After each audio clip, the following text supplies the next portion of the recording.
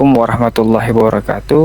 Waalaikumsalam. Eh, Baik, di sini kelompok kami akan menjelaskan mengenai rancangan inovasi dalam bisnis kitchen safe furniture dalam memenuhi tren dan kebutuhan konsumen modern. Nah, di sini kami akan menjelaskan mengenai rancangan aplikasi berbasis website mengenai bisnis kitchen safe furniture. Kami terdiri dari tiga anggota kelompok, itu dengan saya sendiri, Farhan Hidayah, lalu dengan Nabil Ahmad Fauzan, kemudian dengan Muhammad Sadam Rivaldi. Selanjutnya di sini kami akan membahas beberapa teknik OML dalam merancang aplikasi kami, yang mana akan dijelaskan oleh saudara Nabil. Baik, silakan. Baik, di sini ada use case diagram. Yang pertama di sini ada dua aktor, yaitu pembeli dan admin. Pembeli itu yang pertama ada login. Jika belum punya akun, maka diharuskan untuk registrasi terlebih dahulu. Jika sudah punya akun, maka bisa memesan barang dan melihat katalog, lalu memasuki keranjang pesanan. Lalu setelah itu pembeli bisa bayar pesanan. Dan untuk tugas admin adalah melihat pesanan pembeli dan memasukkan barang-barang ke katalog. Lanjutnya. Lalu selanjutnya ada activity diagram. Activity diagram dimulai di pembeli, yaitu pembeli membuka aplikasi furnitur, lalu aplikasi menampilkan menu aplikasinya. Selanjutnya pembeli bisa memilih katalog yang ada di dalam aplikasi itu, katalog furnitur. Lalu pembeli bisa melihat ketersediaan barang dan harga barang yang ada di katalog tersebut. Lalu aplikasi menampilkan apakah barang itu ada atau tidak dan harga barangnya. Jika pembeli berminat untuk membeli, pembeli bisa men-check out barang tersebut. Dan sebelum check out, pembeli diwajibkan untuk login. Jika pembeli belum ada akun, maka pembeli diwajibkan registrasi terlebih dahulu. Jika pembeli sudah ada akun, maka pembeli akan divalidasi datanya, lalu menuju ke metode pembayaran. Dan jika pembeli sudah membayar barangnya, maka pembeli akan menerima invoice dan menerima notifikasi via email. Sekian, terima kasih. Selanjutnya akan dijelaskan oleh saudara Farhan.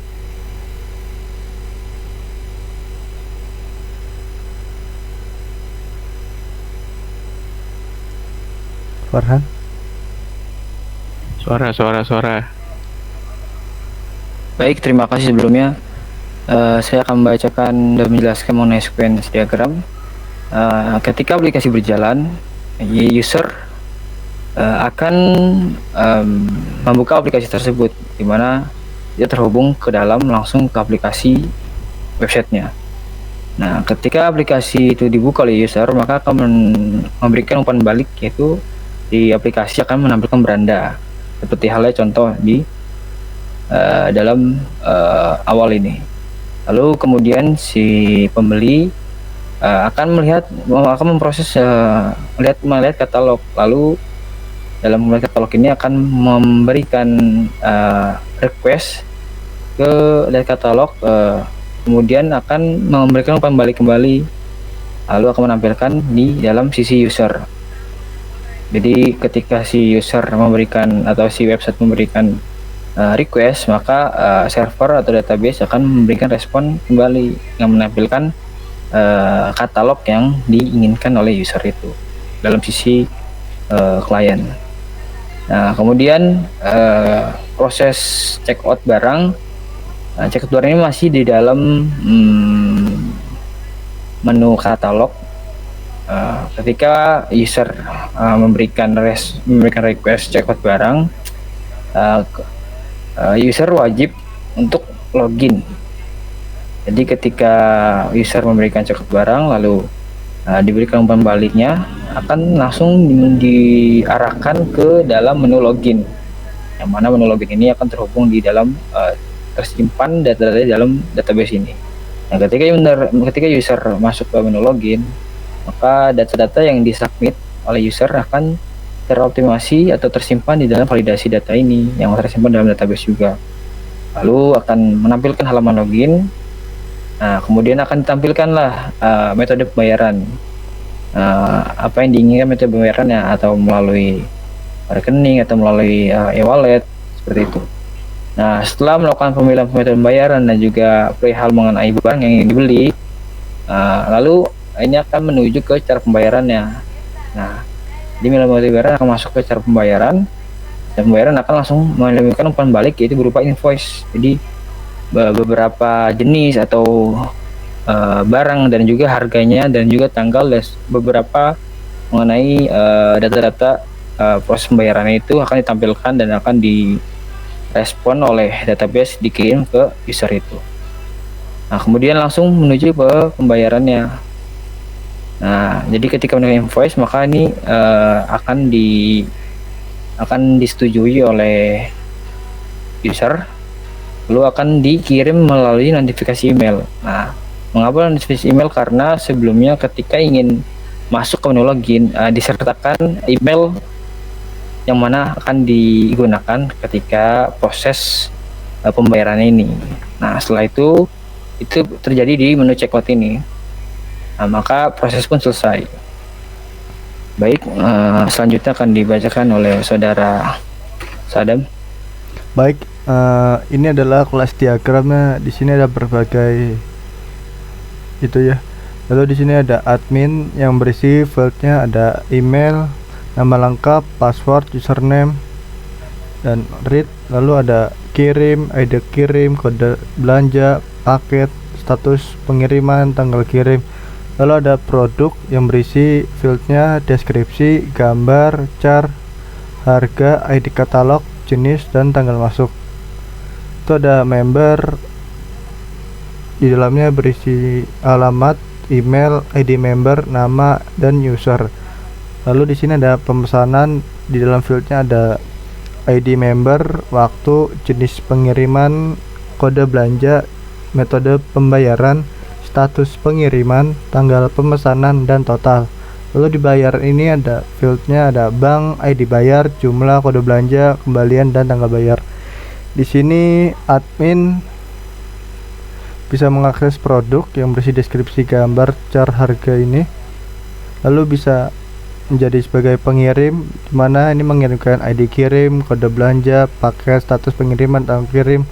Lalu skemanya dari member itu dari customer ini mempunyai alamat, email, ID member, nama, dan user. Lalu selanjutnya member ini memesan pesanan yang berisi dari ID member, waktu, jenis pengiriman, kode belanja, metode pembayaran, status pengiriman, tanggal pemesanan, dan total. Lalu selanjutnya dibayar yang berisi bank, ID bayar, jumlah, kode belanja, kembalian, dan tanggal bayar. Begitu. Selanjutnya